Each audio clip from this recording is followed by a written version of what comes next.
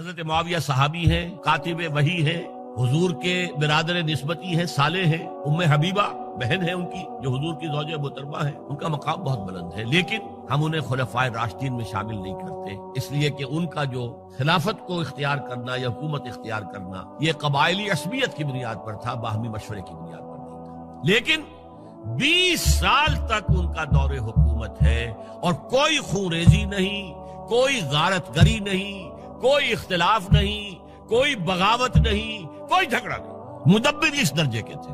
اب آئیے آخری سٹیج آئی، حضرت معاویہ کو مشورہ دیا گیا، مغیرہ ابن شعبہ ایک بزرگ صحابی تھے، کہ دیکھیے جناب امیر، مسلمانوں میں اختلاف ہوا، 4.5 سال 5 سال خانہ جنگی رہی، اب اگر پھر معاملہ آپ کے انتقال کے بعد ایسے ہی چھوٹ گیا تو اختلافات ہوں گے، جھگڑے ہوں گے، مختلف دعوے دار سامنے آئیں گے، جنگیں ہوں گی، پھر دوبارہ جو ہے فساد ہو جائے گا، آپ کسی کو نامزد کر دیجیے۔ اور پھر مشورہ دیا اپنے بیٹے یزید کو نامزد کر دیجیے۔ حضرت معاویہ ریلیکٹنٹ رہے، لیکن اس کے بعد انہوں نے مان لیا اور فیصلہ کر لیا۔ یہاں میں چاہتا ہوں کہ بات سمجھ لیں اچھی طرح، اس معاملے میں اگر آپ حضرت معاویہ کی نیت پر شک کریں گے تو مجھے آپ کے ایمان پر شک ہو جائے گا۔ نیت پر نہیں، غلطی ہو سکتی ہے، صحابی ہیں، نیت غلط نہیں تھی، نیت کیا تھی؟ اور میں سمجھتا ہوں 100% درست تھی کہ اب اتنا پانی گزر چکا ہے پل کے نیچے سے وقت کے دریا میں کہ بارے صحابہ سب رخصت ہو چکے، اب اکثریت 9 مسلموں کی ہے، عصبیتیں بھی ہیں، قبائلی عصبیتیں ختم تو نہیں ہوئی، لہذا جب تک کوئی قبائلی عصبیت پیچھے نہیں ہوگی حکومت کے، حکومت نہیں چل سکے گی۔ یہ ابن خلدون کا لفظ ہے، عصبیت، کوئی چیز جو جوڑے آپ کو۔ تو دینی عصبیت اب کمزور پڑ گئی ہے، اس لیے کہ حضور نے جن کو تربیت دی تھی وہ اب گئے، اکثر و بیشتر گئے۔ اب اگر ایسے ہی چھوڑ دیا گیا اور کوئی قبائلی عصبیت پشت پر نہ آئی تو پھر خانہ جنگی ہوگی، 5 سال تک ہوئی۔ اس بنا پر انہوں نے اسے صحیح سمجھا۔ آپ اختلاف کر سکتے ہیں، صحابہ کی رائے سے اختلاف ہو سکتا ہے، لیکن آپ ان کی نیت پر شک نہیں کر سکتے۔ بہرحال واقعہ کیا ہے تاریخی اعتبار سے کہ یہ 10ویں سال میں نامزد کر دیا یزید کو اپنے بعد خلیفہ کے لیے، ولی عہد۔ اس وقت تقریباً سب نے بات مان لی سوائے 5 افراد کے۔ وہ 5 افراد بہت اہم تھے، بہت اہم۔ ابو بکر اہم ترین آدمی تھے، ان کے بیٹے عبد الرحمن ابن ابو بکر۔ عمر نمبر 2 تھے، عبداللہ ابن عمر۔ زبیر عبداللہ ابن زبیر۔ عباس عبداللہ ابن عباس، اور حسین ابن علی۔ حضرت حسن کا انتقال ہو گیا تھا۔ اہل تشیع کا کہنا یہ کہ زہر دیا گیا، واللہ اعلم، میں کچھ نہیں کہہ سکتا۔ میں کوئی تاریخ کا محقق اس معنی میں نہیں، میں موٹی موٹی باتیں جانتا ہوں۔ بہرحال انتقال ہو گیا تھا، 5 آدمیوں نے نہیں مانا، لیکن دیکھیے یہ تھی تدبر کی بات حضرت امیر معاویہ کی۔ کوئی دباؤ نہیں ڈالا، کوئی جبر نہیں کیا، کوئی کسی کو نقصان نہیں پہنچایا کہ نہیں مان رہے تو یہ کر دیں، نہیں۔ دیکھیں گے جب وقت آئے گا۔ جب وقت آیا حضرت معاویہ کے انتقال کے بعد، اب ایک صاحب جا چکے تھے، حضرت عبد الرحمن ابن ابی بکر فوت ہو چکے، اب 4 رہ گئے، 3 عبادلہ، عبداللہ ابن عمر، عبداللہ ابن عباس، عبداللہ ابن زبیر، ایک حسین ابن علی رضی اللہ تعالی عنہم اجمعین۔ جب بیعت ہو گئی یزید کی تو اب ان کے درمیان اختلاف ہوا۔ یہ بات اچھی طرح سمجھ لیجئے، تاریخی حقائق، موٹے حقائق کو چھوڑ کر باریکیوں میں جب پڑھتے ہیں تو معاملہ غلط ہو جاتا ہے۔ موٹے حقائق کو سمجھیے، جیسے کہتے ہیں میکرو اکنامکس اور مائکرو اکنامکس۔ میکرو ہسٹری جو ہے، 2 ایک طرف ہو گئے، 2 ایک طرف ہو گئے۔ عبداللہ ابن عباس کی رائے ہوئی کہ اگرچہ یہ غلط کام ہوا ہے، یہ قیصر و کسریٰ کی سنت پر عمل ہو رہا ہے، لیکن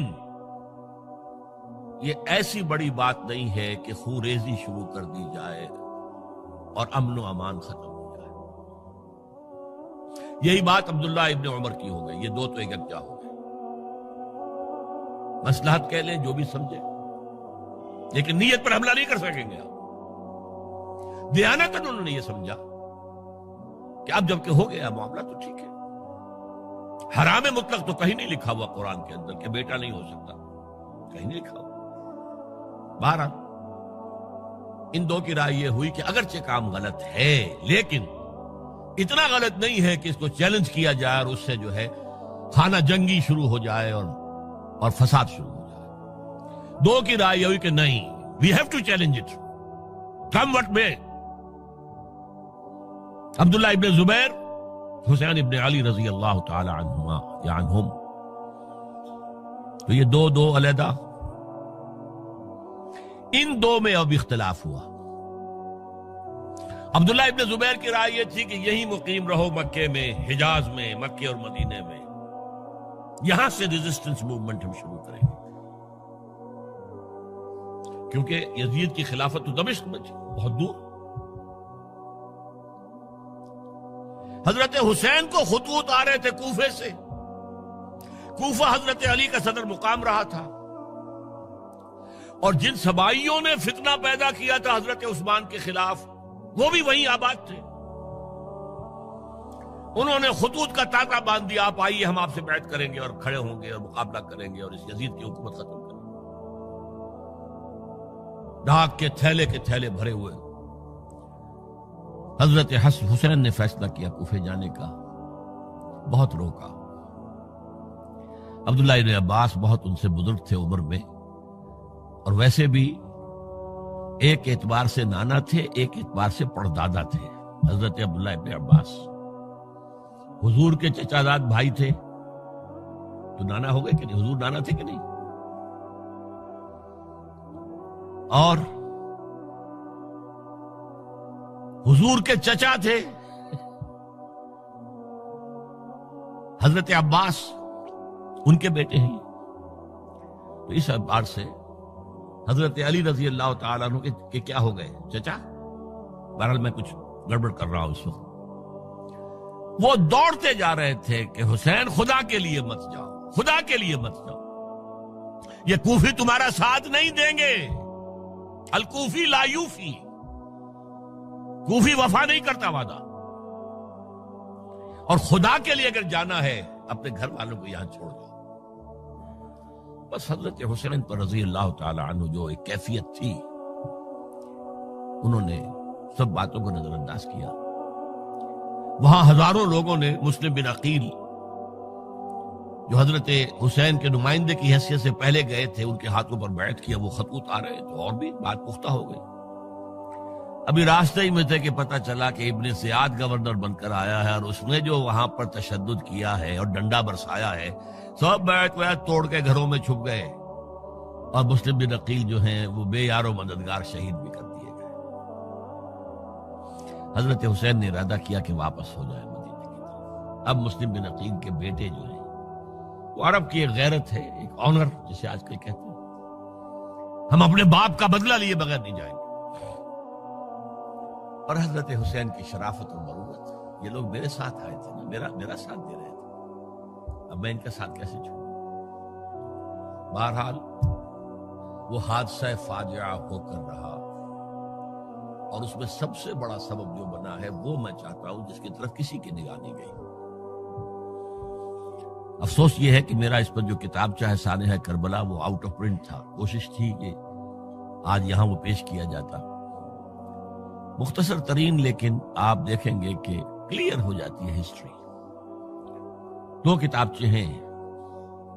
شہید مظلوم، میرے نزدیک مظلوم ترین شہید حضرت عثمان رضی اللہ تعالی، اور سانحہ کربلا، بہت بڑا سانحہ ہے، اس میں کوئی شک نہیں. حضرت حسین کے صبر اور مثابرت اور استقلال اور شجاعت، یہ مثالی ہے تاریخ کے اندر. اپنے سامنے جو ہے اپنے ایک ایک کر کے چراغ گل ہو رہے ہیں. خاندان سارا ختم ہو رہا ہے، شیرخوار بچے شہید ہو رہے ہیں. وہ تو ایک بچہ بیمار تھا، حضرت علی بن حسین زین العابدین رحمت اللہ علیہ، وہ بچہ ہے. لیکن اصل میں شرافت اور مروت جو ہے وہ بسا اوقات اپنی شرافت کی وجہ سے مار کھا جاتی ہے۔ حضرت حسین سے میرے نزدیک یہ ایک اسٹریٹجک مسٹیک ہوئی کہ جب کوفیوں کا لشکر سامنے تھا تو وہاں کھڑے ہو کر ایک ایک کا نام لے گا، فلاں ابن فلاں، کیا تم نے مجھے خط نہیں لکھا تھا؟